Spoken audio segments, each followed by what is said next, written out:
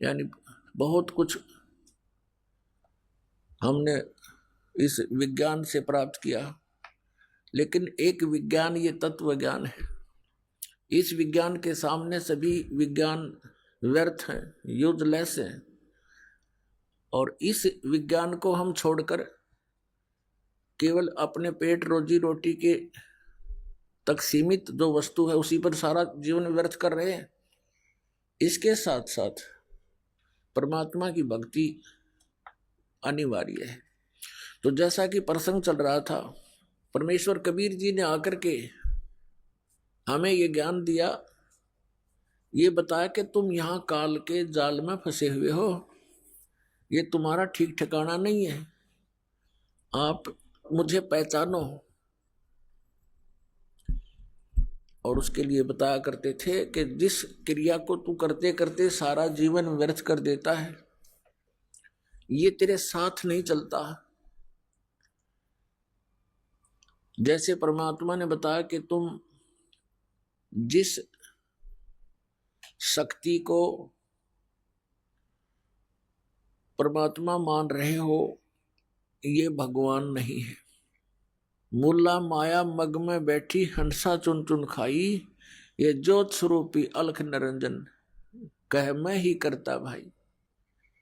एक न करता दो ना करता, ये 9 बना दिए भाई, और 10वां भी धुंधर में मिल जा सत कबीर दुहाई।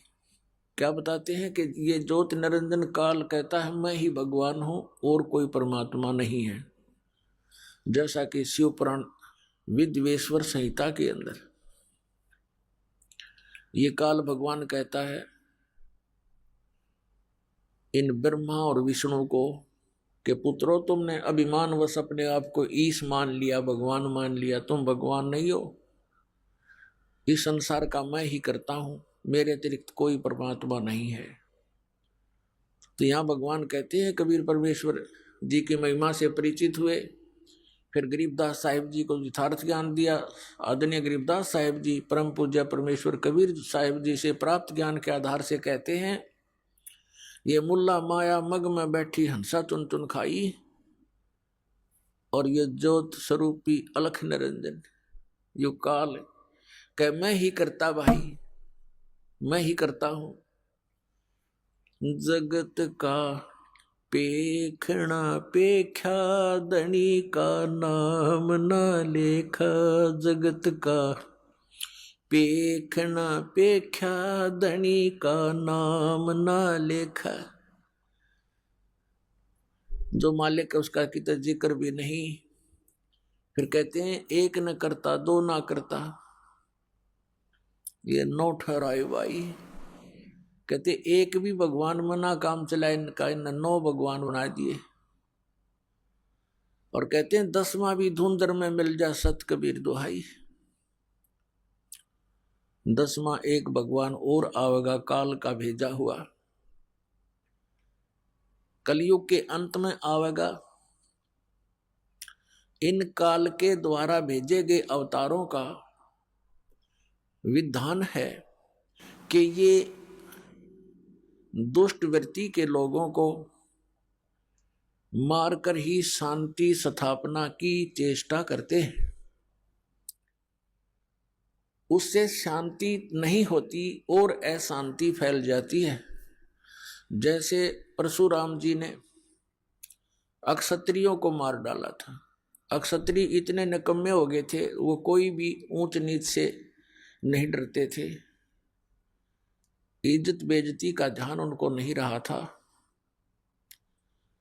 वो बहुत बदतमीज हो गए थे, जनता के लिए दुखदाई बन गए थे। ये राजा लोग, राजनेता,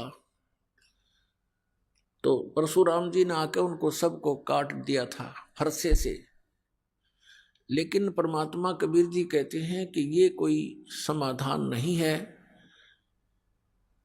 शांति स्थापना का और बुराई को नाश करने का। इससे तो और बुराई बढ़ गई।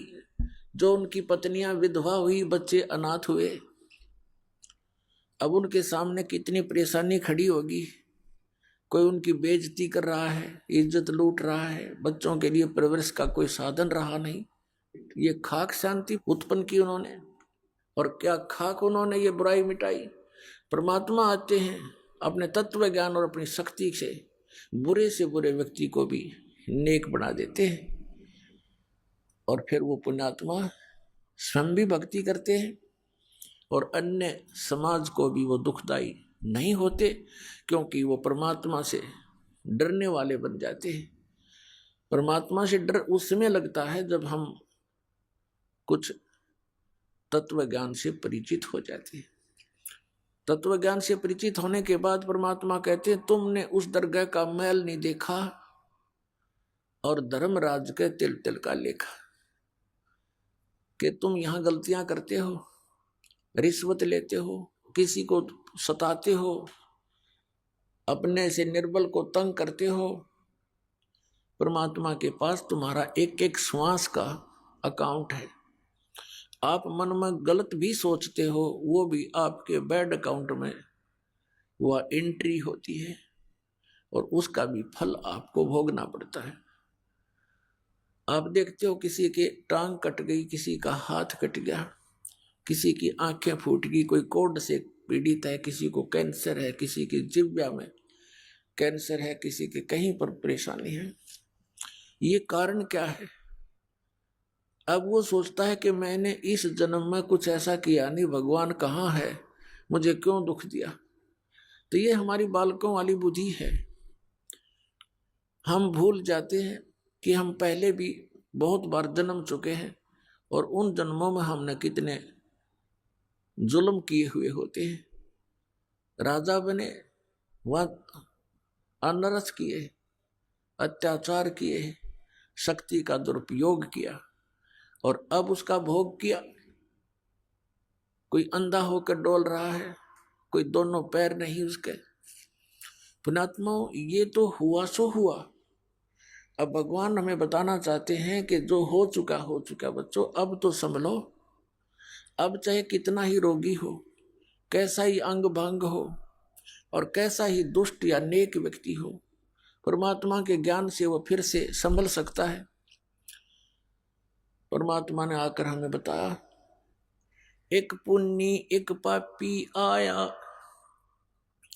एक है सूम दलेल रे, गरीबदास हरि नाम बिना सब ही जम की जेल रे। जैसे कुछ पुण्य आत्माएं हैं, अच्छी आत्माएं हैं, नेक नीति से जीवन निर्वाह कर रहे हैं,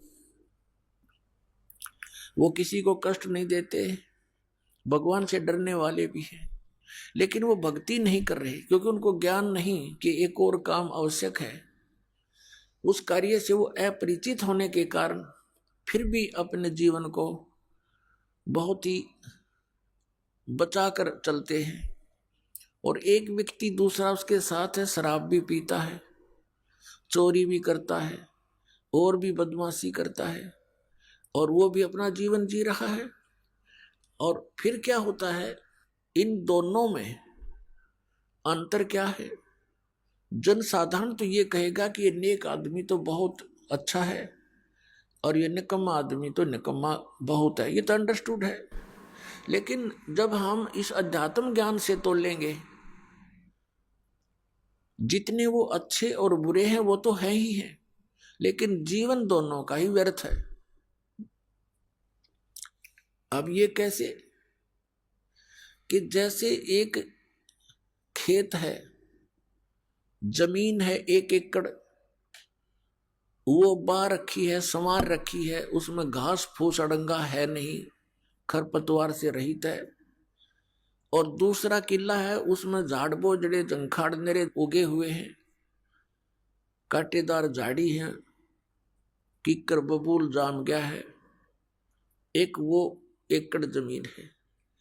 यदि उस बाहे संवारे खेत में, एकड़ जमीन में बीज नहीं बोया तो दोनों एक जैसे हैं।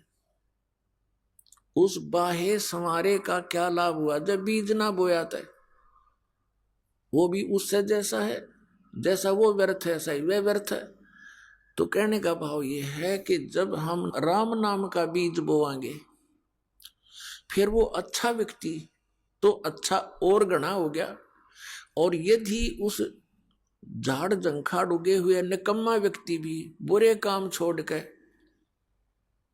और परमात्मा के मार्ग पर लग जाता है, वो भी अच्छा हो जाएगा। उसको थोड़ा समय लग जाएगा। जैसे किसान जब उस खेत ने संवारना शुरू करता है तो उस बंजर जमीन में थोड़ा सा मेहनत ज्यादा करनी पड़ती है, वो पर संवार के छोड़ दिया करे, चाहे कितना मेहनत। ये दास समझो किसान है और आप जी के अंतःकरण ये खेत हैं। अब नेक आत्मा आती है तो और अच्छा दास को घनी मेहनत ना करनी पड़ेगी, आते बीज डाल देंगे नाम का और प्रफुल्लित होगा। और जो शराबी कवाबी है, रिश्वतखोर है, चोर है, ठग डाकू है, वो बंजर जमीन है, वो भी अगर हमारे संपर्क में रहेगा तो किसान का उसके ऊपर कभी कस्सी बजेगी, कभी ट्रैक्टर चलेगा और कभी हल से, तो उसको साफ करके छोड़ेगा और फिर दोनों एक से हो जाएंगे। जब ही सतनाम हृदय धरो, भयो पाप को नाश, जैसे चिंगारी अग्नि की बाई, पड़े पुराण घास। अब जैसे कोई पाप गणे इकट्ठे कर रखे हैं, परमात्मा की शरण में आ जाए, मर्यादा में रहे, तो फिर सतनाम का जो जाप है ये 2 अक्षर का है, जिसमें एक ओम मंत्र है, दूसरा तत्व सांकेतिक है। ये दास बताओ, इन दोनों का श्वास उस श्वास से सिमरण करना पड़ता है। तो इस सतनाम के जाप से आपके संचित कर्म नाश हो जाते हैं, जो युगों युगों का ढेर लगा पड़ा है। उन्हीं में से आपको कुछ पुण्य कुछ पाप निकाल के ये एक मानुष जीवन दिया जाता है। और फिर आपके प्रारब्ध में भी अगर कोई कष्ट है, आपके इस जीवन में जो लेख लिखे गए हैं, आपकी किस्मत बनाकर भेजी है भगवान ने, इस धर्मराज ने, तो उसमें भी यदि आपका कोई दुख कर्म पाप कर्म के कारण कोई कष्ट आना है, वो भी इस सतनाम के जाप हैं, इस दास से प्राप्त करके, अपनी मर्जी से जाप करने से नहीं, किसी डुप्लीकेट व्यक्ति से जो अधिकारी नहीं है उससे उपदेश लेकर के वो नकली कहीं भ्रमित भी कर रहा हो तो उससे भी कोई लाभ नहीं होगा। तो फिर आपका प्रारब्ध का पाप भी नाश हो जाता है। तो पुण्यात्माओं, एक पुण्य एक पापी आया, एक है सोम दलेल रे, गरीब दास हरि नाम बिना, ये सब ही जम की जेल रे। कहते जब तक सतनाम आपको प्राप्त नहीं होगा, पापी है वो नरक में चला जाएगा, को पुण्य करता वो स्वर्ग में। फिर दोनों खाली होके, पाप वाला नरक में पाप खत्म करके, स्वर्ग वाला स्वर्ग में पुण्य खत्म करके, और फिर वह दोनों वापस यहाँ पर इसी काल की जेल में। तो परमात्मा क्या बताते हैं, अमर करूं सतलोक पठाऊं, तात बंदी छोड़ कहां, बंदी छोड़ हमारा नामम, अदर अमर है अस्थिर ठामम। पुण्यात्माओं, आपके ऊपर बहुत जबरदस्त प्रभाव है। जैसे किसी व्यक्ति ने नशा कर रखा हो और वो घर के सामने से ही गुजर जाता, आगे चला जाता है, उसको ये नहीं पता तेरा घर कहाँ है, वो नहीं पहचान पाता तेरा माता पिता भी सामने खड़े हैं। तो वो दशा आज आपकी और हमारी है। हमारे पिता यहाँ भटक भटक कर चले गए, 120 वर्ष तक रहे वो बनारस में, काशी शहर भारतवर्ष में। सन 1398 से सन 1518 तक एक अपने विधान अनुसार एक सिंपल मैन की, एक साधारण मनुष्य का रोल भूमिका करके और वो परमात्मा अपना तत्व ज्ञान प्रचार करके और जो लीला भगवान किया करते हैं वो करते ही करते हैं। ऐसी लीलाएं उन्होंने की और हमें समझाने की चेष्टा की, लेकिन हमारा ये अज्ञान आगे अड़ा रहा, जिस कारण से आज तक हम भटक रहे हैं, अपने भगवान को पहचान नहीं पा रहे। आप बहुत कष्ट उठा रहे हो, लेकिन एक शराबी व्यक्ति हो या भांग का नशा कर रखा हो, वो कहीं पड़ा रहे, धूप और छाया का उसको पता ही नहीं। उसको तो वो जून महीने की गर्मी भी, जिसमें उसको पसीना आया हुआ है, बाहर पड़ा है, हरियाणा, पंजाब, राजस्थान, उत्तर प्रदेश, मध्य प्रदेश की गर्मी में, उस समय उसको कोई कहे जो बाहर पड़ा हो नशा करके कि उठ ले भैया, देख तेरा क्या हाल हो गया है, पसीने आए हैं, मुंह में झाग आए हैं, चल तुझे छाया में बैठा दूं। वो कहता छोड़ दे, मौज हो रही है। उसको पता ही नहीं मौज क्या है, क्योंकि नशे में है वो। तो आज हम उसी दशा में है, सच कर मान लेना। चाहे यहाँ प्रधानमंत्री बना हो, चाहे सारी पृथ्वी का पति बना हो, वो इसी नशे में बातें कर रहा है। अब पुण्यात्मा परमात्मा कहते हैं, इस झूठे सुख को सुख कहे, ये मान रहा मन मोद, ये सकल चबीना काल का, कुछ मुख में कुछ गोद। फिर क्या बताते हैं, कबीर ये माया अटपटी, सब घट आण अड़ी, किस किस को समझाऊं या कुएं बांग पड़ी। इस 21 ब्रह्मांड के कुएं में इस काल भगवान ने, जो यहाँ का स्वामी है, यहाँ का मालिक है, इसने ये झूठे सुख की इस माया की भांग डाल दी और सभी ने उसी के जल को पान कर रखा है, पी रखा है।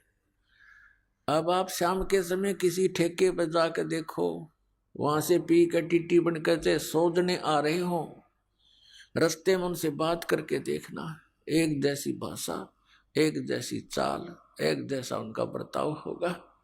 ऐसे बोल रहे तो सिर पाँव है, या बोल रहे नहीं, चल अपना काम कर, समझाने की चेष्टा करे तो माने नहीं।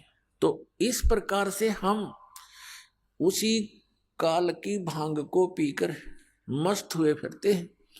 और परमात्मा कहते हैं, कबीर ये माया अटपटी, सब घट आण अड़ी, और किस किस न समझाऊं या कुएं भांग पड़ी। लेकिन फिर कितने दयालु है, एक शराबी को समझाना कितना कठिन हो जाता है, पूरे परिवार के नाक में दम कर देता है। और हम सारे भांग पिए पड़े, और फिर हमें समझाने के लिए हमारे पिता आते हैं, क्योंकि अपने का दुख अपनों को ही होता है। इस काल यहाँ का जो भगवान है, इसको भगवान कहते हैं, भगवान उसे कहते हैं जो दुख ना दे, केवल सुख दे। ऐसे जुल्म कहर हमारे ऊपर टूट रहे हैं, बरस रहे हैं, और फिर हम कहते हैं ये बड़ा भगवान है, ये अच्छा भगवान है। किस लिए भगवान माना हमने, कि देखो कितने अच्छे काजू किस्मत सेब संतरे फलदार वृक्ष हमें दे रखे, फल दे रखे, और ये इतनी बड़ी पृथ्वी पर कैसे बाग बगीचे बना रखे हैं। ये किस लिए बना रखे हैं? और आपको फिर वो भूल जाते हो कि आप किसी का बेटा मर गया, किसी की बेटी मर गई। पीछे सी समाचार पत्र में पढ़ने को मिला, यहाँ बच्चे बता रहे थे कि एक परिवार ने मन्नत मानी, किससे? बालाजी से। उनका पुत्र हो गया, और उस पुत्र के केस उतरवाने के लिए, मत्था टेकवाने के लिए उस बालाजी में जा रहे थे। 4-5 सदस्य थे, 7वां छोटा सा लड़का था, 3 महीने का। रास्ते में दुर्घटना होगी, वो बच्चा बच गया और वो सारे मर गए। बताया खाक मन्नत दी उसने, किसने दी? ये भी भूल है हमारा कि उसने पत्थर ने दे दी, उस बालाजी ने दे दी। एक भक्त सुना रहा था, बोला जी हम पहले तो भूल में थे। उसने एक उदाहरण दिया कि एक भगत हनुमान जी की पूजा कर रहा था, हनुमान जी वहां प्रसन्न हो गया, आ गया, बोल भाई क्या मांगता है?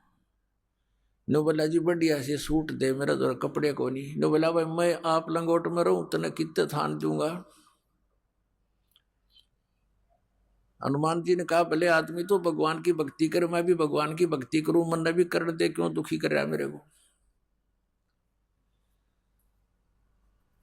तो पुण्यात्मा, हम बिना ज्ञान के डले ढो रहे थे। अब इस तत्व ज्ञान से हमें पता चला। क्या बताते हैं गरीबदास साहब जी के जगत का पेखना पेख्या धनी का नाम ना लेखा। जगत का पेखना पेख्या धनी का नाम ना लेखा। जैसे